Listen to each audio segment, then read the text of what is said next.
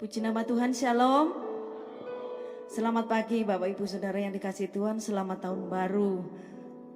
Di hari yang baru, bulan baru dan tahun yang baru ini, kita mau dengan segenap hati kita, lebih lagi kita memuji menyembah Tuhan, amin. Seberapapun kita yang hadir, kita mulai ibadah kita pagi hari ini.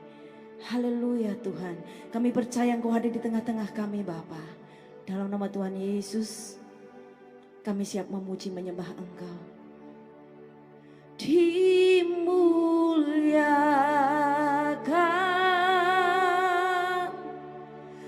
ditinggikan,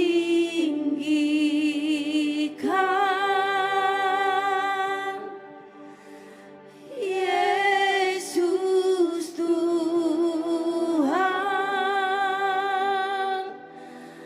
Kau Raja.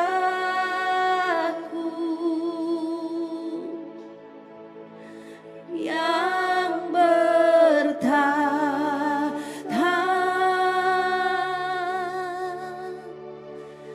yang berkuasa,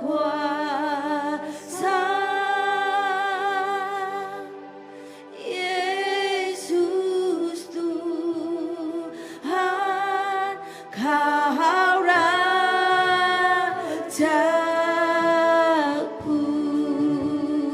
Katakan bersama. Dimuliakan,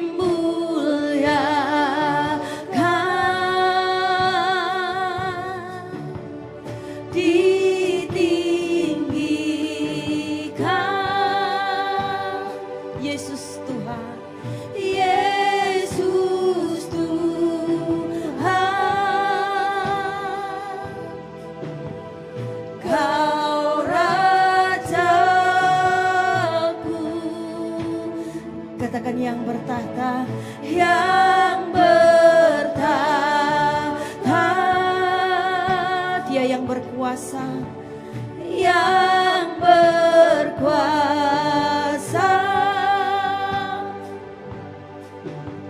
Yesus Tuhan, Kau Rajaku.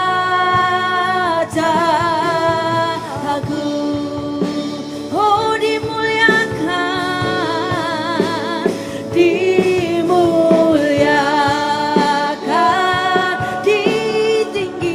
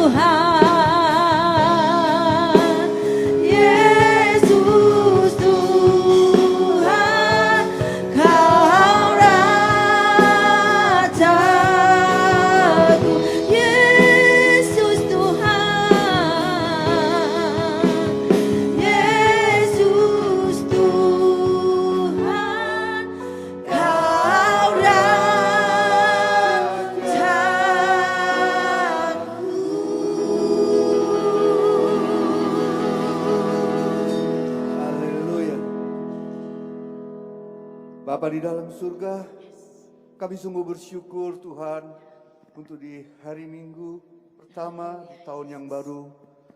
Tahun yang penuh dengan kemuliaan-Mu Tuhan, the year of glory. Kami bersyukur Tuhan kami boleh berada di rumah Tuhan pada pagi hari ini. Seberapapun kami yang ada Tuhan, kami percaya 2-3 orang berkumpul dalam nama-Mu, Engkau hadir di tengah-tengah kami Tuhan. Oleh karena itu Tuhan, biarlah Engkau sendiri yang mengambil alih ibadah kami ini dari awal, pertengahan hingga akhir dari ibadah ini. Tidak ada kuasa lain yang dapat mengganggu kami Tuhan. Biarlah kuasa-Mu sendiri yang ada di tempat ini Tuhan. Segala kuasa-kuasa yang coba mengganggu kami patahkan dalam nama Yesus Kristus Tuhan. Kami perintahkan keluar. Biarlah Roh Allah sendiri yang bertata dan berkuasa di tempat ini. Kau bekerja secara bebas di tempat ini Tuhan. Terima kasih Bapa. Urapi setiap kami yang hadir pada pagi hari ini Tuhan. Dan saudara-saudara kami yang masih dalam perjalanan Tuhan, percepat langkah mereka untuk tiba sampai dengan selamat di tempat ini. Terima kasih Bapa. Berkati firman Tuhan yang akan disampaikan oleh Ibu Yanti Tuhan. Biarlah Kau pakai mulut dan bibirnya untuk kemuliaan nama-Mu Tuhan. Apa yang menjadi kerinduan-Mu Tuhan, biarlah Kau sampaikan melalui hamba-Mu ini Tuhan. Terima kasih Bapa. Terima kasih Tuhan. Kami mau mulai ibadah ini dengan doa yang Tuhan ajarkan kepada kami. Bapa kami yang ada di surga, dikuduskan nama-Mu, datanglah kerajaan-Mu, jadilah kehendak-Mu di bumi seperti di surga. Berikanlah kami pada hari ini makanan kami yang secukupnya, dan ampunilah kami akan kesalahan kami, seperti kami juga mengampuni orang yang bersalah kepada kami. Dan janganlah membawa kami ke dalam pencobaan, tetapi lepaskanlah kami daripada yang jahat. Karena Engkaulah yang mempunyai kerajaan dan kuasa dan kemuliaan sampai selama-lamanya. Semua yang percaya mari sama-sama kita katakan amin. Silakan duduk saudara. Haleluya. Glory bagi Tuhan Yesus. Terima kasih Tuhan Yesus. Bila pagi hari ini Kau berikan hati yang baru bagi setiap kami Tuhan. Untuk kami boleh melihat kemuliaan Tuhan. Untuk kami boleh melihat rencana-Mu yang indah dalam hidup kami Tuhan. Oh glory bagi-Mu Tuhan Yesus. Lebih lagi kita menyembah Tuhan. Haleluya. Glory bagi-Mu Tuhan Yesus.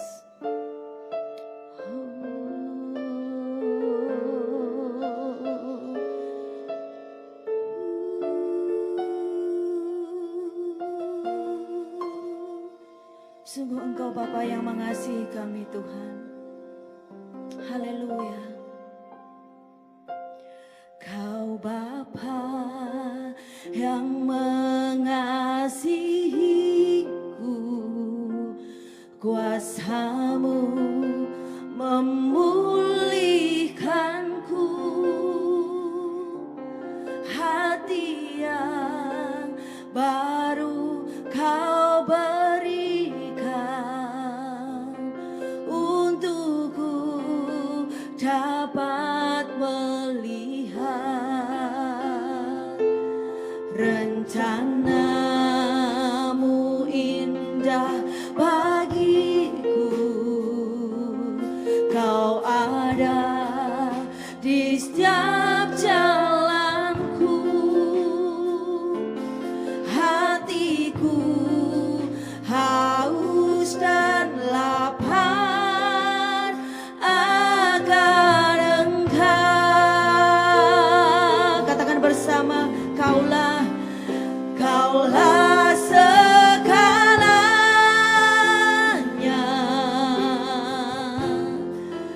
di dalam hidupku.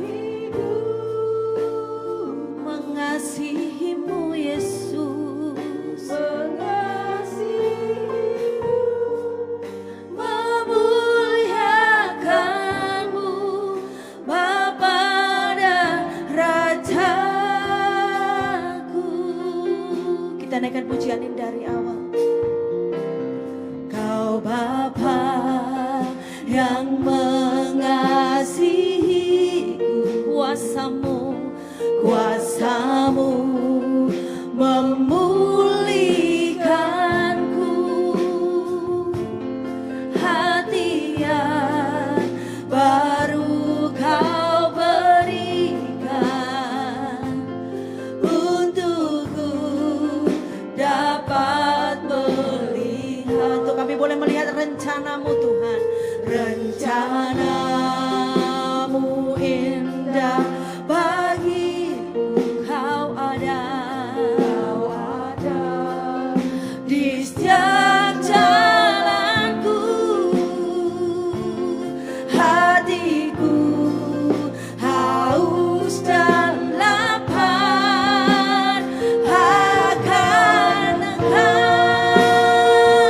Katakan bersama, Kaulah segalanya di dalam hidupku,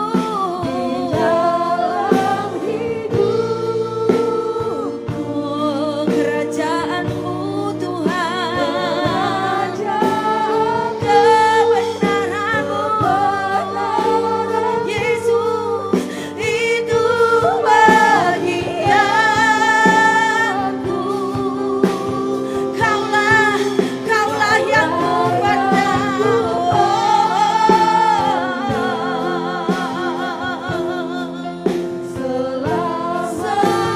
selama hidupku mengasihimu Tuhan, memuliakanmu Bapa Raja aku. Kaulah segalanya, Kaulah segalanya di dalam hidupku Tuhan.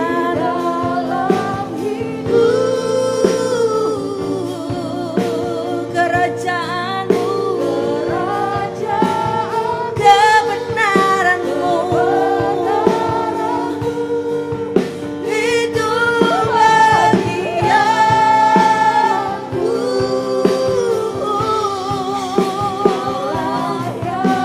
Kaulah yang kupandang selama hidupku Tuhan, mengasihimu, memuliakanmu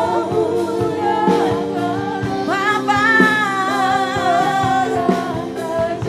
Oh, saya undang jemaat Tuhan bangkit berdiri bersama-sama.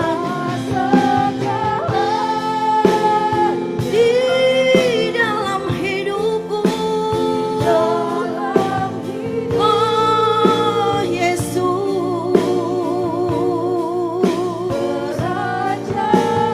kebenaranmu itu bagianku Tuhan. Oh, Kaulah yang kupandang. Yes, haleluya. Selama hidup mengasihimu Tuhan, memuliakanmu Bapa dan Rajaku, mengasihimu, mengasihimu,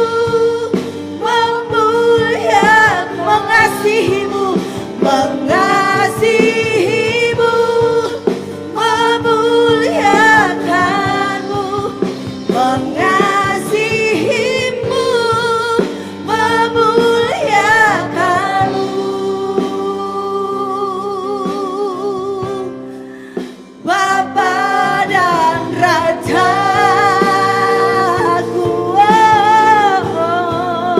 Kita berikan kemuliaan bagi Tuhan. Oh, haleluya. Kami siap lebih lagi Tuhan, bersorak-sorai bagi hormat kemuliaan-Mu. Yang siap memuji Tuhan lebih lagi, berikan kemuliaan yang paling meriah buat Tuhan Yesus. Haleluya, amin. Haleluya. Tahun 2022 adalah tahun yang penuh kemenangan. Amin. Karena kita punya Tuhan yang besar, dahsyat, dan penuh kuasa. Jadi kita sama-sama serukan ya. Allahku besar, dahsyat, dan penuh kuasa. 1, 2, 3. Allahku besar, dahsyat, dan penuh kuasa. Yes. Mari kita bersorak-sorai buat dia Bapak Ibu.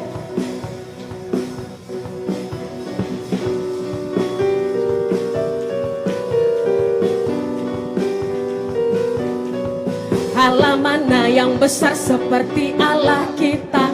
Allah mana yang dahsyat seperti Allah kita. Dia kuat dan penuh kuasa. Tiada Allah yang seperti dia. Sekali lagi. Allah mana yang besar seperti Allah kita. Allah mana yang dahsyat seperti Allah kita. Dia kuat dan penuh kuasa. Tiada Allah yang seperti dia. Dia puaskan jiwa yang dahaga dan kirangkan dengan sukacita. Bersorak-sorai hai semua orang yang takut akan Tuhan. Allah mana yang besar seperti Allah kita. Dia kuat dan penuh kuasa. Tiada Allah yang seperti dia. Dia puaskan jiwa yang dahaga. Amin. Bersorak-sorai. Rahai semua orang yang takut akan Tuhan. Dia puaskan jiwa yang dahaga dan kirangkan dengan sukacita. Orang yang takut akan Tuhan. Hosana, Hosana, hey. Beri tepuk tangan untuk Tuhan kita lebih lagi Bapak Ibu. Haleluya. Kami persilahkan duduk. Bapak Ibu Saudara yang dikasihi Tuhan. Luar biasa hari ini, sukacita Tuhan melimpah atas setiap kita. Amin. Sukacita yang dari Tuhan itu kekuatan jiwa kita, saudara. Amin. Haleluya. Kita buka hati, kita siapkan hati kita untuk kita boleh menerima berkat firman Tuhan pagi hari ini. Oh Tuhan Yesus, terima kasih Bapa. Haleluya. Kami percaya Tuhan, apapun yang terjadi dalam hidup kami mau tetap beriman bahwa kami masih punya Engkau Tuhan Yesus, yang menjadi kekuatan kami sampai hari ini.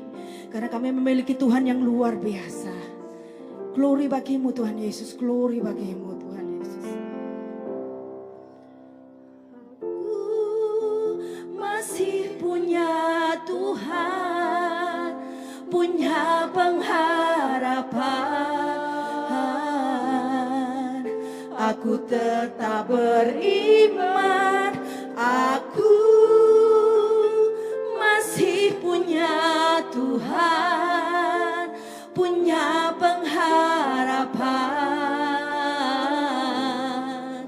Aku tetap beriman, Tuhanku, Yesus kekuatanku, Yesus kekuatanku. Aku tetap beriman, Tuhanku, Yesus kekuatanku, Yesus kekuatanku. Aku masih punya Tuhan. Kita naikkan pujian ini dari awal. Aku masih punya Tuhan, punya pengharapan. Aku tetap beriman, aku masih punya Tuhan, punya pengharapan. Aku tetap beriman, Tuhanku,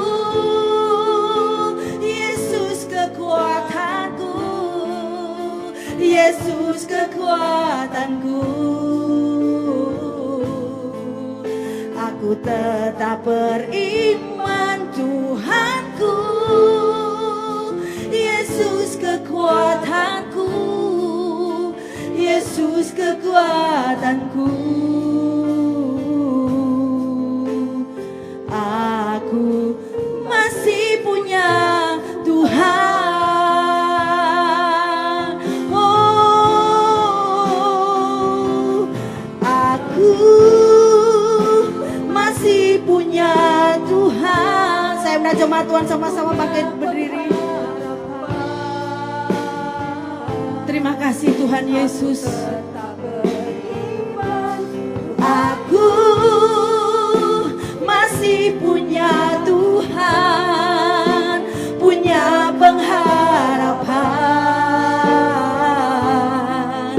Aku tetap beriman Tuhanku, Yesus kekuatan kita. Aku, Yesus kekuatanku. Aku tetap beriman Tuhanku, Yesus kekuatanku, Yesus kekuatanku. Aku masih punya Tuhan. Oh haleluya. Tuhanku, Yesus kekuatanku, Yesus kekuatanku. Aku tetap beriman Tuhanku, Yesus kekuatanku, Yesus kekuatanku. Aku masih punya Tuhan. Aku masih punya Tuhan. Aku masih punya Tuhan. Kita berikan kemuliaan buat Tuhan Yesus.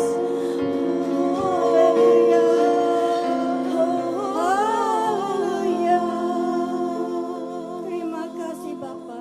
Terima kasih Bapa untuk pagi yang indah ini Tuhan. Terima kasih kalau setiap daripada kami boleh masuk di tahun yang baru. Tahun 2022. Tahun di mana Tuhan menyatakan kemuliaan-Nya atas setiap hidup kami. Terima kasih Tuhan, di hari pertama, di minggu pertama di tahun ini kami boleh berada di rumah Tuhan. Kami berdoa dalam nama Yesus, kiranya Tuhan menjamah setiap anak-anak-Mu yang hadir di tempat ini Tuhan.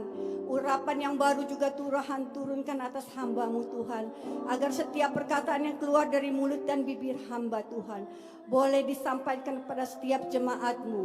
Di dalam nama Yesus kami juga mengundang Engkau untuk hadir di tengah-tengah kami Tuhan, karena tanpa kehadiran-Mu sia-sialah ibadah kami. Mari Tuhan urapi hamba yang tidak ada apa-apanya ini. Pakai hamba-Mu Tuhan untuk menyampaikan pesan-Mu pada setiap jemaat di tempat ini. Dalam nama Yesus, haleluya, amin. Silakan duduk Bapak Ibu Saudara sekalian. Shalom. Apa kabarnya Bapak Ibu Saudara sekalian? Luar biasa, amin. Terutama di tahun 2022 ini ya, kita semakin luar biasa, amin. Tema gereja kita di tahun 2022 adalah Year of Glory, yaitu tahun kemuliaan. Tahun kemuliaan. Mari kita baca landasan firman Tuhannya. Kita baca bersama-sama ya. 1 Petrus 4 ayat yang ke-13 sampai yang ke-15. 3, 2, 1. Sebaliknya bersukacitalah sesuai dengan bagian yang kamu dapat dalam penderitaan Kristus, supaya kamu juga boleh bergembira dan bersukacita pada waktu Ia menyatakan kemuliaannya. Ayat ke-14, berbahagialah kamu jika kamu dinista karena nama Kristus, sebab roh kemuliaan yaitu Roh Allah ada padamu.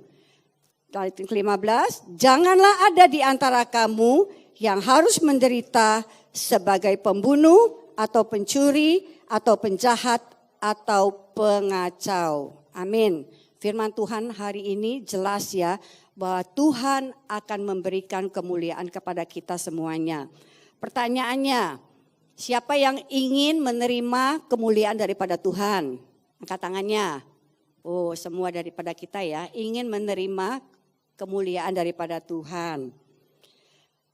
Tetapi di firman ini dikatakan, bersukacitalah dan berbahagialah sesuai dengan bagian yang kamu dapat dalam penderitaan Kristus.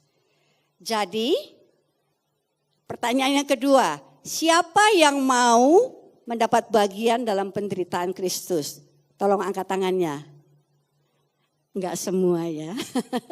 Jadi di sini jelas dikatakan bahwa kemuliaan akan kita terima setelah kita mendapat bagian dalam penderitaan Kristus.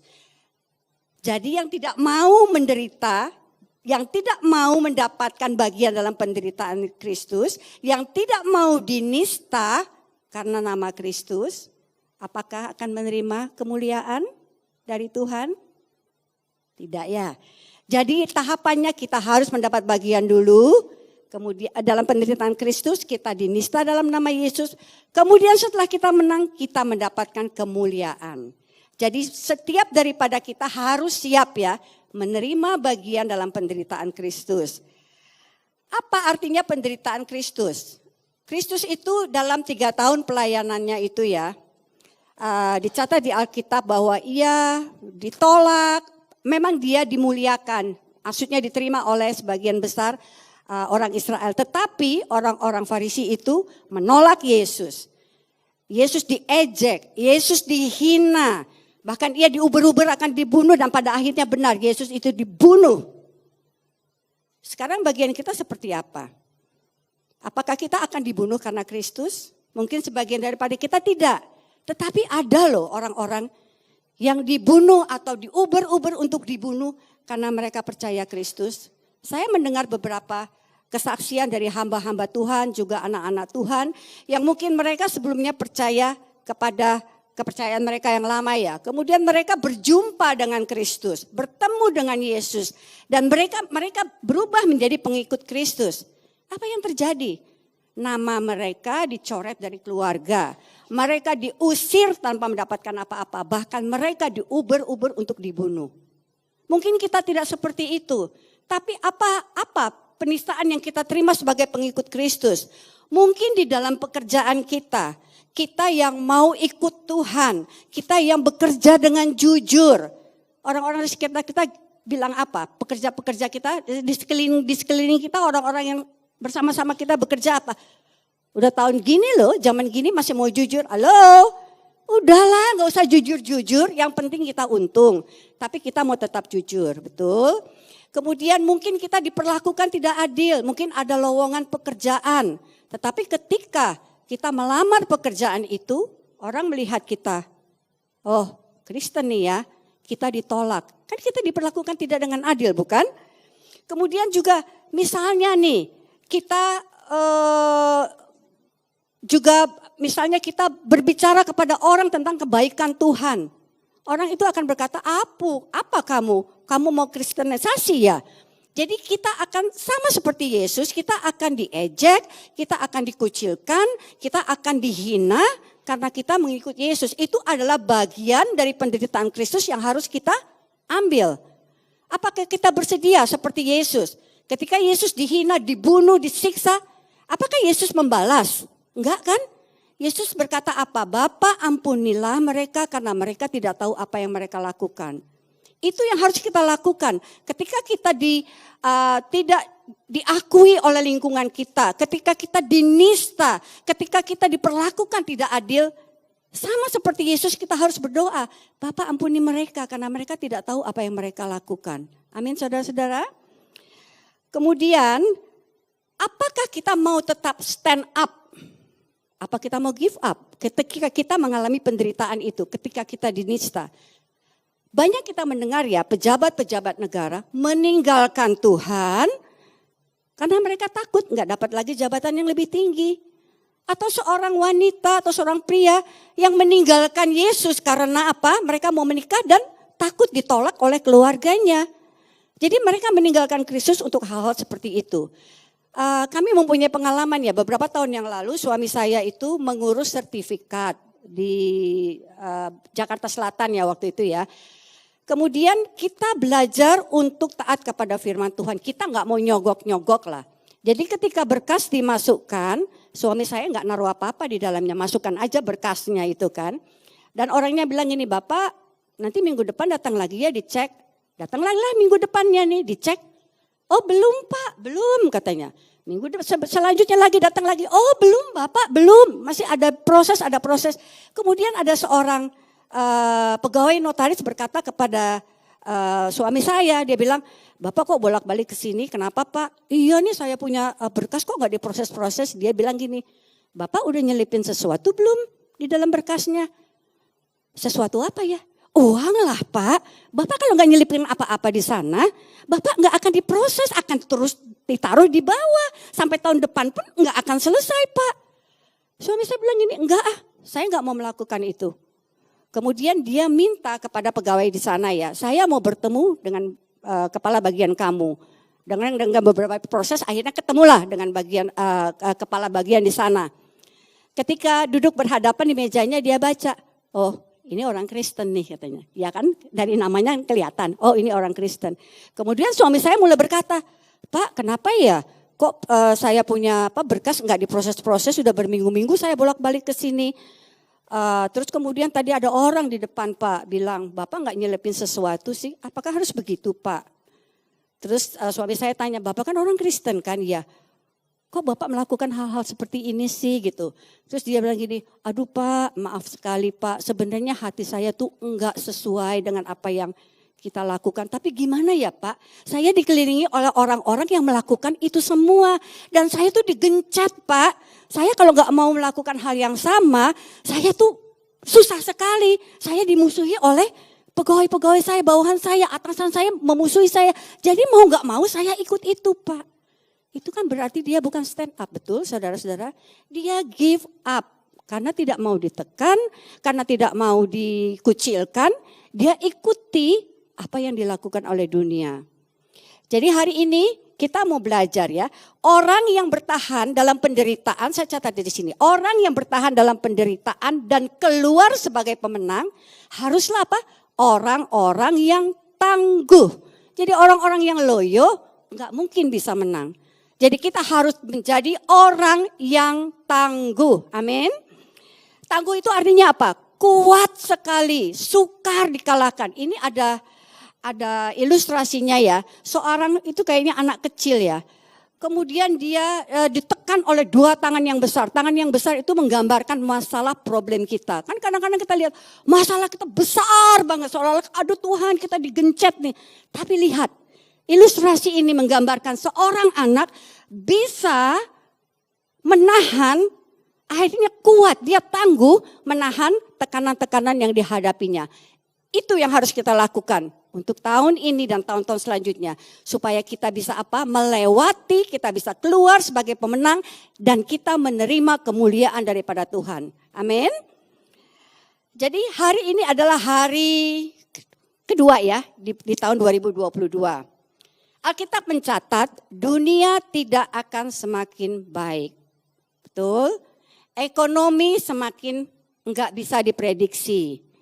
Kejahatan semakin merajalela, kejahatan semakin jahat lah ya. Resesi bila mungkin terjadi, itu pun sudah terjadi di tahun-tahun yang lalu, betul ya? Di tahun-tahun yang lalu terjadi resesi, tetapi kita anak-anak Tuhan harus membuktikan bahwa kita kuat, bahwa kita tangguh. Saya bacakan ayatnya di sini ya, di Mazmur 91 ayat yang ke-7. Walau 1.000 orang rebah di sisimu dan 10.000 di sebelah kananmu, tetapi itu tidak akan menimpamu. Apa yang tidak akan menimpa kita? Kalau dunia resesi, kita juga tertimpa resesi bukan? Setiap orang enggak lepas dari pencobaan. Tetapi penekanannya di sini, kita tidak akan rebah.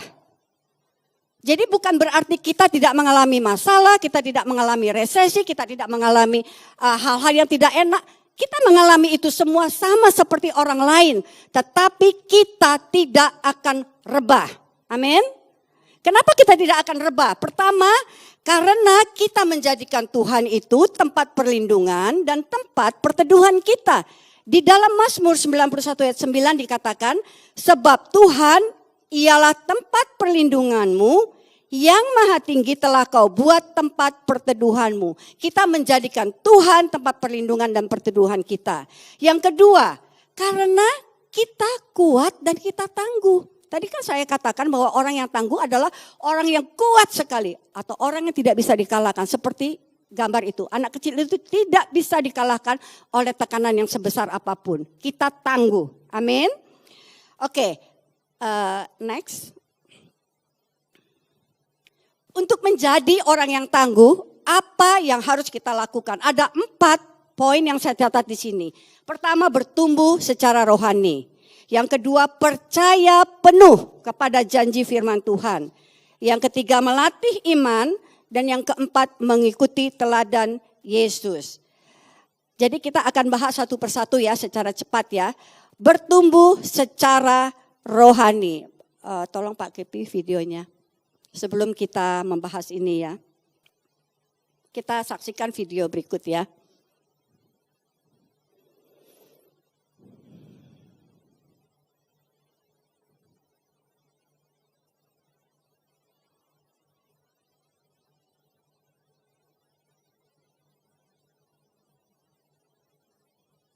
Ini adalah drama Natal oleh anak-anak yang masih kecil-kecil ya.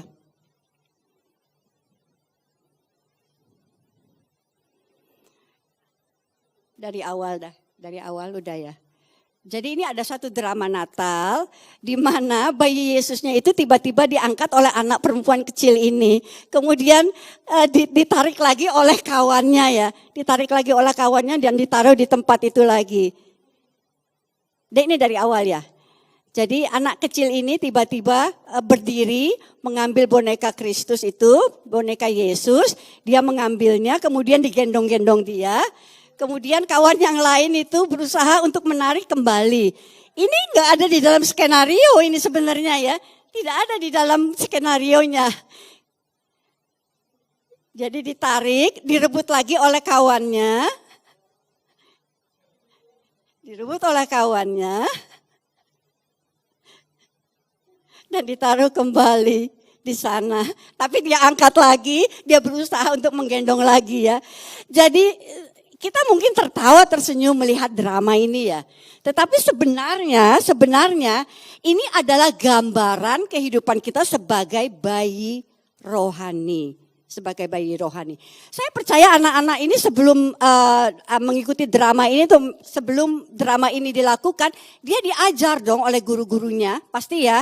Guru-gurunya itu yang menjadi sutradaranya. Tetapi karena dia masih kecil, dia nggak mengerti. Mungkin waktu latihan itu nggak ada boneka Yesus di situ. Tapi ketika drama itu benar ditayangkan, dia angkat, dia gendong-gendong. Itu sama seperti kita. Sutradara kehidupan kita yaitu Tuhan Yesus sendiri.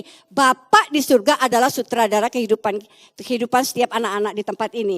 Oke, dan kita diberikan peran oleh Tuhan. Masing-masing dari kita tuh ada perannya. Tetapi ketika kita masih bayi rohani, kita sering mengambil peran orang lain, betul? Mungkin tidak ada di sini ya. Mungkin kita sedang seperti anak kecil itu merebut bayi Yesus dari palungan. Seharusnya kan yang menggendong Ibu Maria ya, Bunda Maria. Mungkin ada kita melihat orang-orang Kristen yang merebut suami orang. Ya kan? Yang merebut istri orang. Yang merebut pekerjaan orang. Yang merebut rezeki orang padahal rezeki dari Tuhan. Itulah bayi rohani. Mereka belum mengerti apa yang harus dilakukan dan apa yang tidak boleh dilakukan. Mungkin seperti anak kecil tadi tuh kita nggak ngerti ya. Salah satu contoh mungkin juga. Kita kan tahu kalau bapak itu adalah imam dan kepala keluarga. Tetapi seringkali istri mengambil alih, fungsi daripada bapak, betul ya? Istri yang bekerja, istri yang mencari nafkah, kemudian bapaknya yang di rumah menggendong-gendong anak, menjaga anak. Padahal bapak adalah kepala dan istri saya ilustrasikan sebagai leher. Jadi istri itu yang menopang suami sang kepala. Apa yang terjadi ketika istrinya itu di atas, jadi lehernya itu di atas kepala. Coba bisa dibayangkan nggak? Leher itu di atas kepala kan jadi nggak lucu, ya kan? Jadi terbalik-balik. Saya beberapa waktu yang lalu ada seorang ibu yang datang sejak pandemi kan kita nggak ada ibadah online ya, kita tidak ada ibadah onsite. Jadi waktu dia datang saya lihat anaknya udah berlari-lari, itu saya bilang, oh anak kamu udah gede ya. Waktu kamu terakhir itu digendong-gendong loh gitu kan. Iya tante udah bisa lari sekarang, malah nakal nih tante lari-larian katanya. Terus saya bilang, oh nggak apa-apa. Anak yang maksudnya berlari-lari itu nggak salah, itu anak yang kreatif, artinya dia bertumbuh, ya kan? Dia bertumbuh, dia udah bisa lari, dia bertumbuh kan? Dan saya katakan baru lahir baru, yang kita sebut bayi rohani itu ya, kalau dideketin masalah aja sedikit, lebay kan? Aduh Tuhan, ya kan lebay, kita cepat menangis, cepat mengadu kepada Tuhan, itu sah-sah saja karena kita masih bayi. Bayi manusia pun begitu kan, dideketin sedikit udah nangis, ya kan, ditoel sedikit udah nangis, ya kan. Sama seperti bayi rohani. Tetapi kalau kita sudah bertumbuh seperti bayi nih, udah berjalan nih ya, sudah bisa. Kalau dia masih jatuh bangun, masih seperti bayi kan kita masih ketawa gitu ya. Kita nggak marah-marah ke anak itu kan. Ih lucu banget, ayo sini mami pegang. Terus kita pegang lagi, tati, ya kan. Tapi kalau udah dewasa, apakah lucu? Nggak lucu kan. Masa udah dewasa diangkat terus, dipegang terus kan. Tidak seperti itu saudara-saudara ya. Mungkin saudara berkata begini, oh saya udah bertahun-tahun nih ikut Kristus. Saya sejak dari kecil sudah menjadi Kristen. Jadi mengikut Tuhan selama bertahun-tahun itu tidak menjamin kita mencapai kedewasaan rohani. Catat ya. Jadi walaupun kita sudah menjadi Kristen, bahkan sebelum kita lahir nih, istilahnya kita sudah jadi Kristen, tidak menjamin kita mengalami pertumbuhan rohani atau menjadi dewasa rohani. Jadi apa makanan rohani kita? Firman Tuhan. Firman Tuhan adalah makanan rohani kita. Karena di dalam Roma 10 ayat 17 dikatakan, jadi iman timbul dari pendengaran dan pendengaran oleh firman Kristus. Ini yang seringkali diabaikan oleh orang-orang Kristen. Orang Kristen maunya, saya mau kuat, saya mau berhasil, saya mau menang. Tetapi nggak pernah mau makan makanan rohani. Mungkin makan sekali-sekali aja gitu loh. Jadi kalau kita mau bertumbuh secara rohani, kita harus rutin makan makanan rohani, yaitu firman Tuhan. Jangan dikatakan kan di dalam firman Tuhan, renungkanlah firman Tuhan siang dan malam. Itu perintah firman Tuhan, siang dan malam. Artinya kita harus secara rutin makan makanan rohani.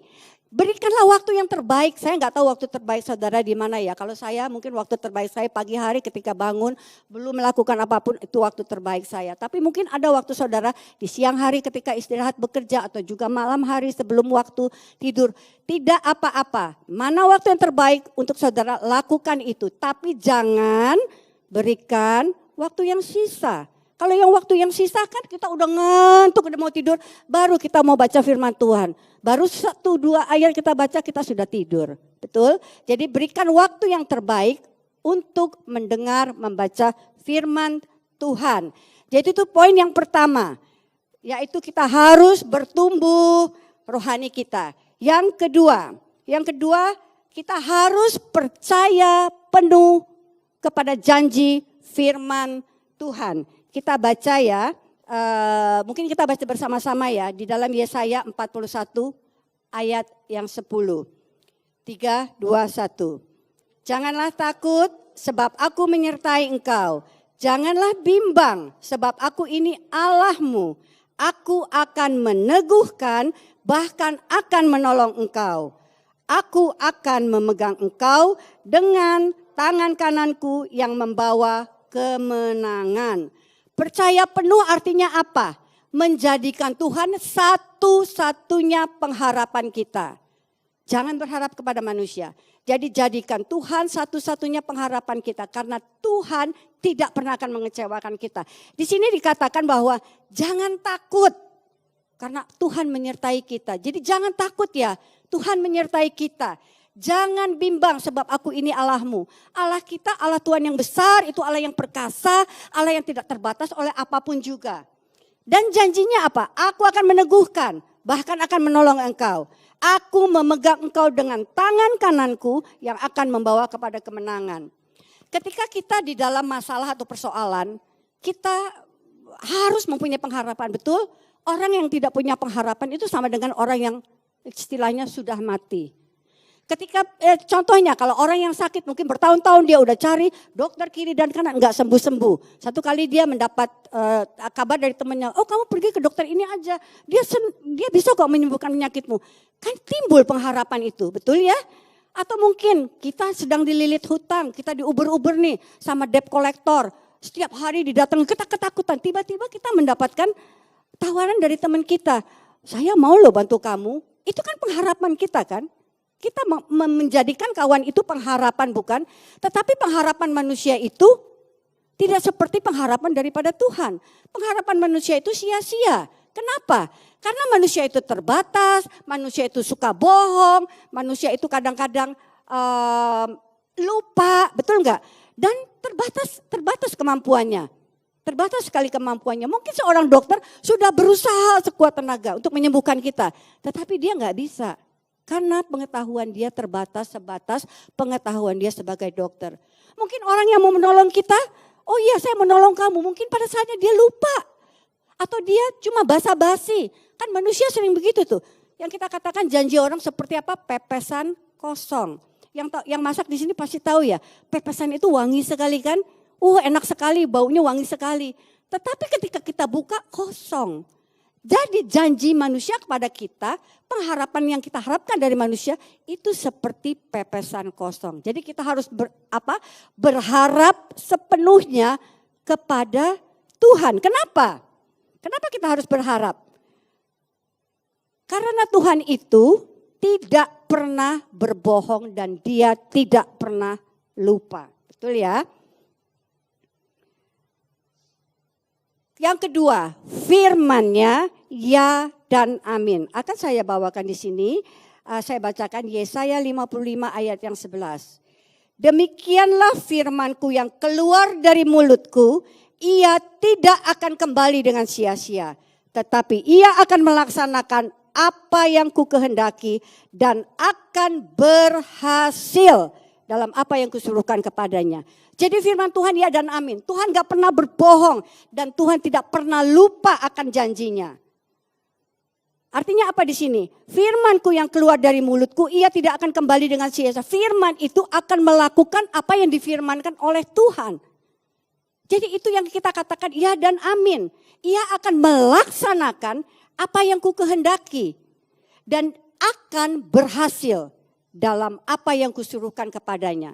Jadi jangan berharap kepada manusia ya. Dalam firman ini kita mengambil satu pendapat bahwa Tuhan itu tidak terbatas. Tuhan tidak pernah kekurangan akal untuk menepati janji-janjinya. Kalau kita saat ini dalam keadaan di mana kita terkulum dalam masalah yang begitu besar, kita nggak melihat jalan keluar. Percayalah bahwa Tuhan sanggup membuka jalan-jalan kita. Jalan-jalan yang tertutup sanggup dibuka oleh Tuhan. Pintu-pintu yang tertutup sanggup dibuka oleh Tuhan. Malahan bukan itu saja. Kalau enggak ada jalan, enggak ada pintu, Tuhan sanggup buat jalan yang baru. Karena itu kita harus menaruh pengharapan kita kepada Tuhan. Amin. Kalau kita mengalami pencobaan yang begitu berat, jangan katakan gini, aduh Tuhan, pencobaan ini berat banget Tuhan, aku gak sanggup lagi Tuhan. Jangan katakan seperti itu, karena Tuhan tahu kekuatan masing-masing dari kita, amin. Tuhan tahu kekuatan saya, berbeda dengan kekuatan suami saya, berbeda dengan kekuatan Bapak Ibu Saudara sekalian. Tuhan tahu kekuatan kita dan dia berfirman apa? Aku tidak akan mencobai engkau lebih daripada kekuatanmu. Amin. Dan sebaliknya kita harus berkata apa? Terima kasih Tuhan, karena engkau adalah harapanku, maka engkau adalah bagianku, maka aku yakin aku bisa melewati saat-saat sukar ini dan keluar sebagai pemenang. Amin. Seperti lagu tadi, aku masih punya Tuhan, punya pengharapan, aku tetap beriman, Tuhanku, Yesus kekuatanku, Yesus kekuatanku, aku tetap beriman. Jadi seperti lagu tadi, kita masih punya Yesus. Kita tidak boleh kalah, kita harus kuat. Amin. Seperti yang saya katakan tadi, orang yang tidak punya pengharapan sesungguhnya adalah orang yang mati. Kita baru-baru mendengar berita bahwa sepasang anak muda itu bunuh diri. Kenapa? Mungkin mereka tidak direstui hubungannya oleh orang tua mereka. Mereka nggak punya pengharapan, aduh kayaknya kita nggak bisa nikah nih, dua-duanya bunuh diri. Kemudian ada lagi seorang gadis yang bunuh diri di makam ayahnya. Karena apa? Dia sudah dihamili 3 kali, dia sudah aborsi 3 kali dan tidak ada janji untuk dinikahkan. Dia sudah hilang pengharapan. Jadi dia bunuh diri. Ada lagi beberapa tahun yang lalu, seorang ibu bunuh diri setelah dia bunuh anak-anaknya. Kenapa? Karena pengharapan dia sebenarnya suaminya yang akan bisa memberi nafkah, memberi makan. Tetapi kenyataannya tidak. Suaminya tidak melakukan apa yang seharusnya dilakukan. Jadi orang hidup tanpa pengharapan itu sama dengan orang yang mati. Jadi kita masih mau tetap hidup saudara-saudara, taruh pengharapanmu kepada Yesus. Amin. Yang ketiga, kita harus melatih iman kita. Nah ini ada 2 image yang saya taruh di gambar ini. Yang pertama adalah image otot. Orang berotot. Otot itu bisa tumbuh sendiri enggak sih? Enggak. Jadi harus melakukan latihan. Betul ya? Harus melatih. Dan juga mungkin makan makanan yang bergizi, konsumsi apalah yang bergizi, vitamin-vitamin ya. Kita sudah bahas sebelumnya, firman Tuhan itulah makanan rohani kita. Jadi kita harus melatih otot kita. Yang kedua adalah gambar, di mana kayaknya itu diambil pada waktu game yang di Tokyo itu ya, Olimpiade di Tokyo. Di gambar ini adalah orang-orang yang ada kekurangan pada fisiknya, betul ya?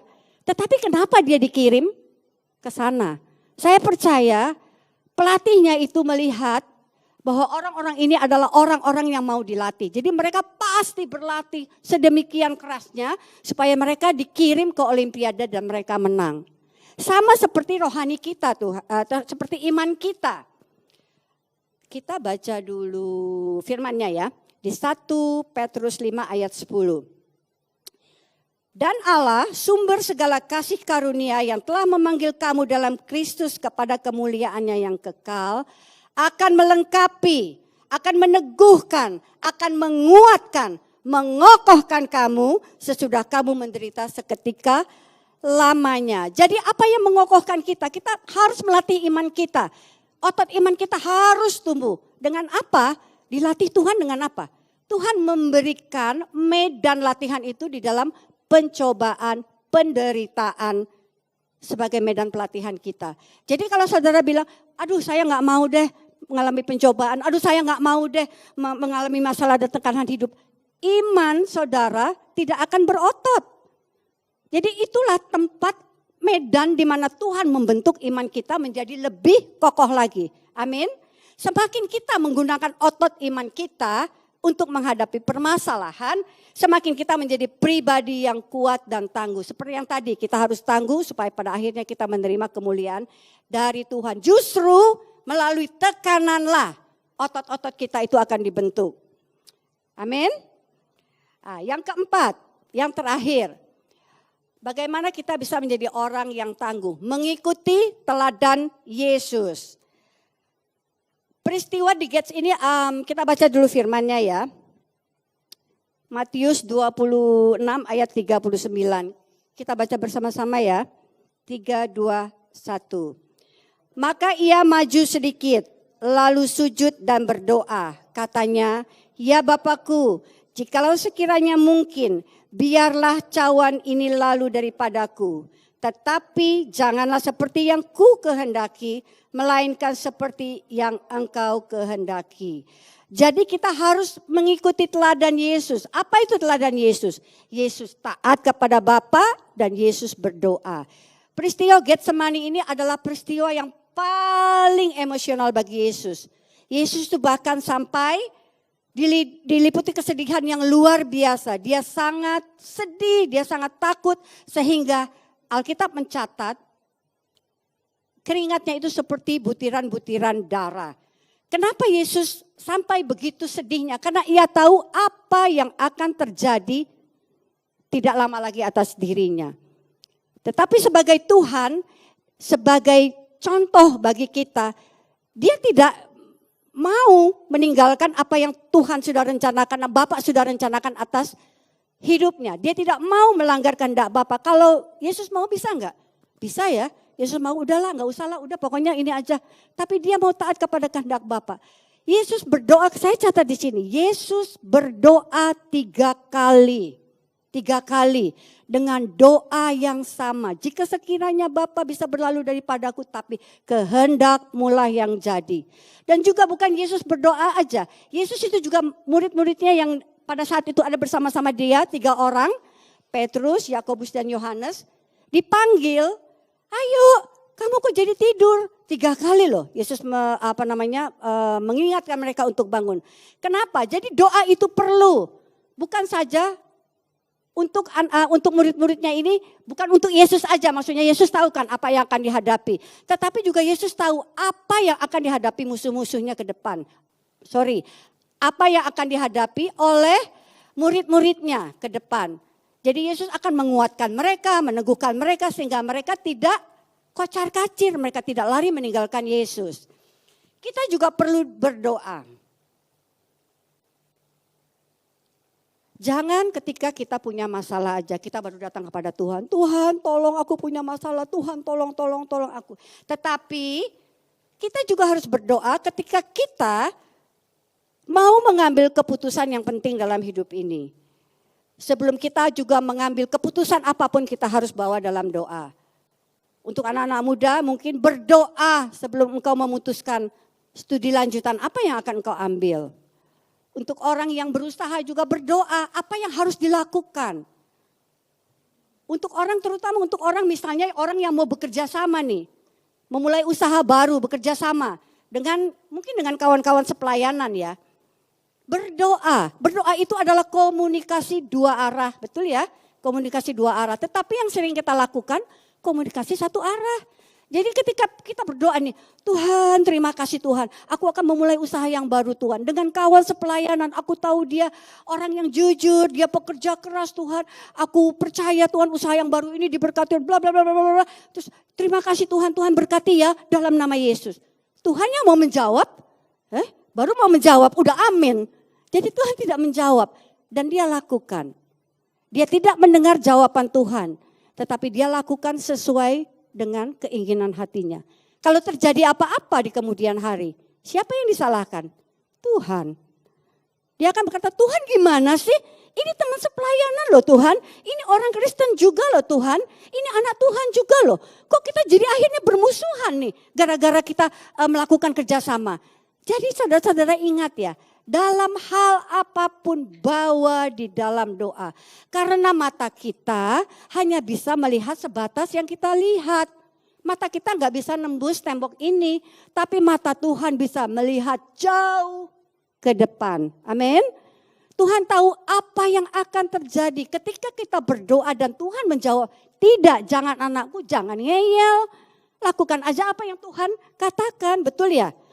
Dan ketika kita juga menyerahkan, kita sering gini ya, kita menyerahkan doa kita kepada Tuhan. Tuhan, aku mempunyai masalah ini. Tolong Tuhan, aku mohon kekuatan daripadamu. Tolong Tuhan, berikan jalan keluar yang terbaik. Kita serahkan dalam nama Yesus, amin. Tetapi perhatikan deh, ketika kita udah beristirahat nih mau tidur, pikiran kita jalan lagi kan? Aduh ini gimana ya? Oh apa aku gini aja ya? Oh apa aku lakukan ini aja? Aku lakukan itu aja. Kita tidak serahkan sepenuhnya kepada Tuhan loh. Kita mau mengambil apa yang Tuhan mau lakukan. Itu berarti kita membatasi kuasa Tuhan. Jadi ketika kita sudah serahkan beban kita kepada Tuhan, mari biar Tuhan yang menyelesaikan bagi kita. Kita ikut aja bersama-sama Tuhan. Jangan kita udah serahkan kepada Tuhan tapi kita ambil kembali dan kita lakukan sekehendak kita. Amin saudara-saudara. Nah kemudian kita juga harus berdoa bagi orang lain. Jadi jangan berdoa untuk kita sendiri, untuk masalah kita sendiri, untuk keluarga kita sendiri, tapi juga berdoa bagi orang lain. Ada firman-Nya di Efesus 6 ayat 18 berkata, berdoalah setiap waktu di dalam roh dan berjaga-jagalah di dalam doamu itu dengan permohonan yang tak putus-putusnya untuk segala orang kudus.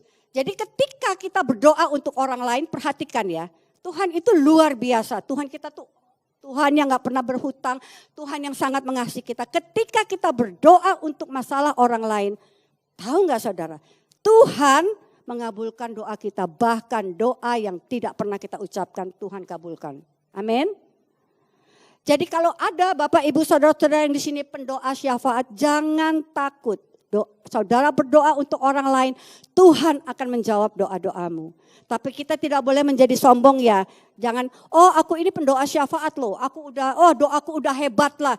Kemudian kita mulai menghakimi orang-orang di sekitar kita. Oh yang ini enggak baik, oh yang ini. Jangan lakukan itu. Tetapi kalau kita melihat saudara-saudara kita ada yang lemah, doakan supaya ia kuat. Kalau ada saudara-saudara kita yang masih nyeleneh ke kiri dan ke kanan, doakan agar ia berjalan lurus. Jadi jangan menghakimi tetapi doakan. Amin. Oke, tema gereja kita di tahun 2022 adalah Year of Glory. Tahun kemuliaan. Dan kita sudah mendapatkan poin-poinnya di mana kita boleh menjadi orang yang tangguh. Yaitu kita harus bertumbuh secara rohani. Kita percaya penuh pada janji firman Tuhan. Berharap penuh kepada Tuhan. Kita harus melatih iman kita. Kita harus mengikuti teladan Yesus. Saya tidak tahu Bapak Ibu ada di poin yang mana. Mungkin Bapak Ibu masih mau bertumbuh secara rohani menjadi dewasa. Mungkin belum percaya penuh kepada janji Tuhan. Dan hari ini berkata aku mau percaya penuh kepada janji Tuhan. Mungkin juga enggak ada yang mau dilatih imannya tuh. Aduh Tuhan jangan pencobaan Tuhan. Kayaknya enggak usah pencobaan. Kita harus melalui tahap yang ketiga ya. Iman kita harus dilatih. Dan yang keempat, kita harus mengikuti teladan Yesus. Saya enggak tahu saudara ada pada titik yang mana. Tetapi ketika kita mau menyerahkan, kita mau taat kepada Tuhan, Tuhan akan memproses kita. Sehingga kita bisa mencapai keempat tahapan ini. Tuhan tidak tertarik pada kelemahan kita, pada kekurangan kita. Setiap daripada kita pasti ada kelemahan, pasti ada kekurangan. Seperti tadi fotonya, orang yang kekurangan, fisiknya tidak sempurna tapi bisa dipakai. Kita pun juga, kita enggak sempurna. Tidak ada yang sempurna di antara kita. Tetapi ketika kita berkata Tuhan mau, aku mau diproses Tuhan. Perhatikan saudara-saudara, ketika engkau bersedia dipakai Tuhan, ketika engkau mau mengikuti apa yang Tuhan katakan hari ini, hidupmu akan berhasil. Amin. Kemuliaan akan kita terima. Amin. Amin. Saya berdoa agar semua jemaat di tempat ini, di malam tahun baru ada beberapa yang sudah menyampaikan resolusinya kepada saya ya. Tapi saya juga ada jemaat-jemaat mungkin yang di tempat ini, yang mungkin di rumah ada resolusi tertentu untuk di tahun 2022 ini. Saya berdoa dalam nama Yesus, Tuhan akan membuat berhasil. Tuhan akan membuat kita bisa mencapai resolusi kita untuk tahun 2022 ini. Asalkan kita mau dibentuk oleh Tuhan. Amin. Mari kita berdoa. Bapa, kami mengucap syukur Tuhan untuk hari ini. Terima kasih untuk firman Tuhan yang Tuhan berikan kepada kami di awal tahun ini sebagai Tuhan tuntunan bagi kami agar kami boleh hidup sesuai dengan kehendak Tuhan. Kami boleh melewati saat-saat sulit, tekanan masalah pencobaan. Dan kami boleh keluar sebagai pribadi yang tangguh. Dan Engkau berjanji firman Tuhan, ketika kami tangguh di dalam menghadapi setiap masalah percobaan yang kami hadapi, maka kami akan menerima kemuliaan daripadamu. Berdoa untuk setiap anak-anakmu di tempat ini Tuhan. Pribadi lepas pribadi, keluarga lepas keluarga. Tuhan memberkati mereka. Tuhan membimbing mereka. Tuhan melakukan hal-hal ajaib dan heran dalam hidup mereka. Sehingga di akhir tahun nanti kami boleh berkata, terima kasih Tuhan. Kami sudah menerima kemuliaan yang daripadamu. Dalam nama Yesus, haleluya. Amin. Tuhan Yesus memberkati.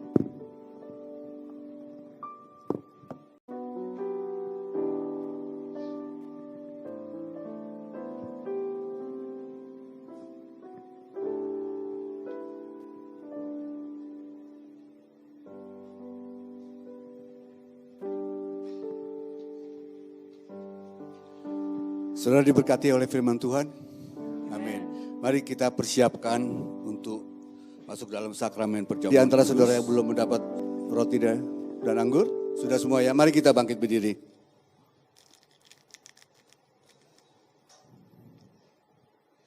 Mari kita angkat roti dia.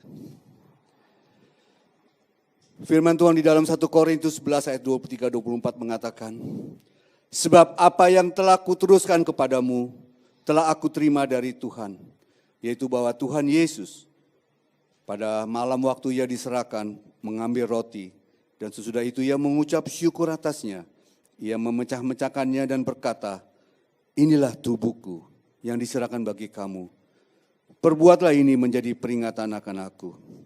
Saudara, mari kita angkat roti di atas kepala kita dan mari kita makan dalam nama Yesus.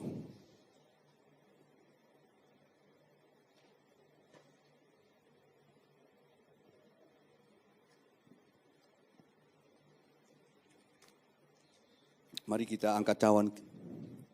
Demikian juga ia mengambil cawan, sesudah makan lalu berkata, cawan ini adalah perjanjian baru yang dimeteraikan oleh darahku.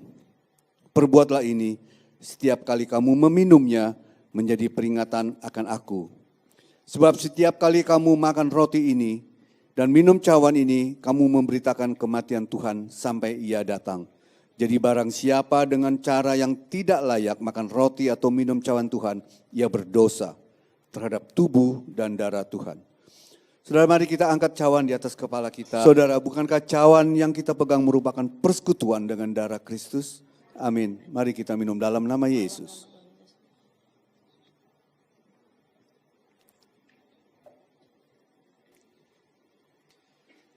Mari saudara kita angkat ucapan syukur kita melalui penyembahan kita. Haleluya Yesus. Thank you Jesus. Terima kasih Yesus Tuhan. Oh haleluya, haleluya, haleluya. Oh haleluya, haleluya. Terima kasih Yesus. Terima kasih Yesus. Oh haleluya. Kasih-Mu yang begitu besar Tuhan. Kasih-Mu yang begitu besar Tuhan. Oh haleluya. Terima kasih Yesus Tuhan. Haleluya. Thank you Lord. Thank you Lord Jesus. Terima kasih Yesus.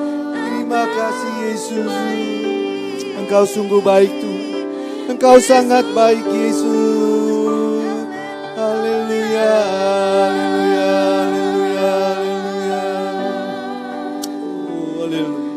Oh haleluya, haleluya, terima kasih Tuhan, haleluya. Haleluya,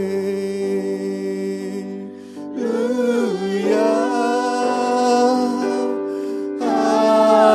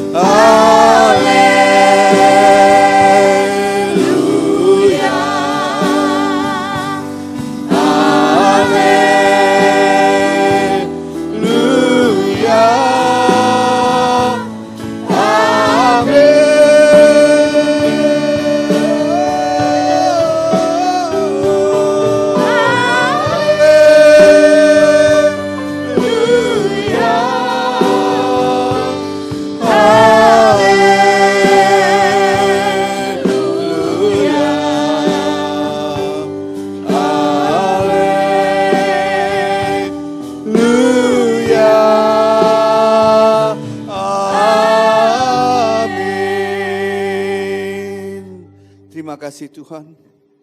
Sungguh kami bersyukur Tuhan menyambut tahun yang baru ini Tuhan. Sungguh kami bersyukur ada di tahun 2022 Tuhan. Kami bersyukur kami bisa melewati tahun 2021. Itu semua karena kebaikan-Mu Tuhan. Kami percaya Tuhan, kami akan terus mengandalkan Tuhan di tahun yang baru ini Tuhan. Kami percaya bersama Tuhan kami lakukan perkara-perkara yang besar. Terima kasih Tuhan untuk tubuh dan darah-Mu yang Engkau telah korbankan bagi kami. Terima kasih Yesus. Di dalam nama Yesus Kristus Tuhan kami berdoa dan mengucap syukur. Semua yang percaya mari sama-sama kita katakan amin. Kembali kami mengucap syukur padamu Tuhan. Karena kasih-Mu, penyertaan-Mu, pimpinan-Mu sehingga ibadah pada hari ini boleh berjalan dengan baik. Sekali lagi kami bersyukur dan berterima kasih atas segala kebaikan-Mu Tuhan. Khususnya firman-Mu yang telah ditaburkan. Kami percaya setiap firman yang ditaburkan tidak akan pernah kembali dengan sia-sia Tuhan. Firman itu akan bertumbuh. Akan menjadi rema bagi anak-anak Tuhan yang ada.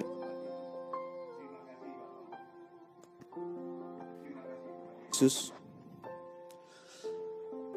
Kalau sebentar kami juga akan berpisah Tuhan. Kami percaya kasih Tuhan tidak akan pernah berpisah daripada kami. Tuhan akan terus menyertai kami. Kegiatan kami, Tuhan pasti akan menolong kami. Bapa, kami bersyukur untuk semua yang Tuhan telah berikan bagi kami. Terima kasih Bapa, terima kasih Tuhan. Terima kasih untuk hari yang indah ini di minggu pertama di tahun 2022. Kami bisa beribadah. Kami berdoa juga Tuhan untuk keadaan tahun-tahun mendatang. Tuhan biarlah semakin hari semakin baik Tuhan. Semakin hari semakin baik. Khususnya untuk anak-anak Tuhan. Tuhan selalu penyertaan dan perlindungan Tuhan. Kami percaya Tuhan. Kami percaya kuasa-Mu. Terima kasih Bapak. Terima kasih. Saudara mari kita angkat kedua tangan kita untuk menerima berkat Tuhan. Diberkatilah kesehatan-Mu. Diberkatilah keluarga-Mu. Amin. Diberkatilah orang tua-Mu. Amin. Dan diberkatilah apa yang Engkau kerjakan. Amin. Saudara yang dikasih Tuhan, marilah kita hidup takut akan Tuhan. Jangan menyimpang ke kanan ataupun ke kiri. Sehingga kemanapun engkau pergi, hidupmu akan beruntung. Tuhanlah yang membuat engkau berhasil dalam setiap apa yang engkau kerjakan. Engkau akan terus naik dan tidak akan turun. Dan engkau akan terus menjadi kepala dan bukan ekor. Oleh karena itu saudara yang dikasih Tuhan, terimalah berkat daripada Bapa, Putra, dan Roh Kudus. Mulai saat ini sampai Maranatha, Yesus datang untuk kedua kalinya. Semua yang percaya dan telah menerima berkat Tuhan, mari sama-sama kita katakan amin. Kiranya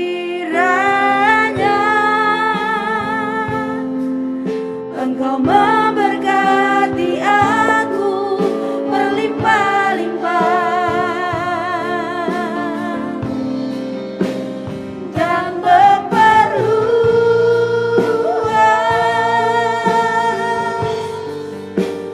daerahku,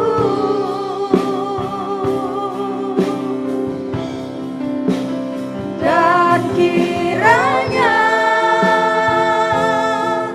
tangan-Mu menyertai aku dan melindungi aku daripada malapetaka,